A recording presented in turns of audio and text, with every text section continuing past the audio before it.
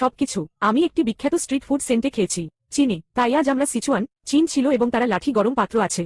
সুতরাং আপনি আপনার নিজের স্কোয়ারগুলি বেছে নিন এবং আপনাকে মাংসের মতো মজাদার জিনিসের জন্য যেতে হবে যা আপনি আগে কখনো দেখেননি। এবং তারপর আপনি আপনার মশলা স্তর চয়ন। সস জন্য আমি তিলের বীজ দিয়ে গরম একটি পেয়েছি এবং অবশ্যই আমাকে পেট চেষ্টা করতে হয়েছিল কারণ এটি সবচেয়ে মজাদার চিবানো বাউন্সি টেক্সচারের মতো। আপনি এটি চেষ্টা না করা পর্যন্ত এটি নক করবেন না। এবং আমি জানি না এই মাংস কি, আসল মাংসের অংশটি খুব কোমল ছিল, তবে আমি এই সোজা চর্বি পছন্দ করি না, তাই এই এক আমার জন্য একটু কঠিন ছিল। এবং আমাদের ড্যান নুডলসের জন্য একটি নুডল দোকানে থামতে হয়েছিল কারণ এটি আক্ষরিক অর্থেই বিশ্বের আমার প্রিয় সস। এটা এখানে সুপার বিখ্যাত। এটি সেই কুচকুচে মরিচের তেলের সাথে সেই ঘন বাদামের তিলের পেস্ট এবং এটি সুস্বাদু স্বাদের এই বিস্ফোরণ তৈরি করতে কিমা করা শূকরের মাংসের সাথে মিশে যায়। এবং এটিকে রোল জয়মাল বলা হয় এবং এটি এই রসালো স্টিউড শুয়োরের মাংসের বার্গার এবং এটি সত্যিই মাখনযুক্ত ফ্ল্যাকি বান।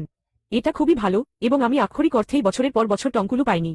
ভোজ্য চিনির কাগজটি এত মজাদার, এটি আপনার জিহ্বায় দ্রবীভূত হওয়ার মতো।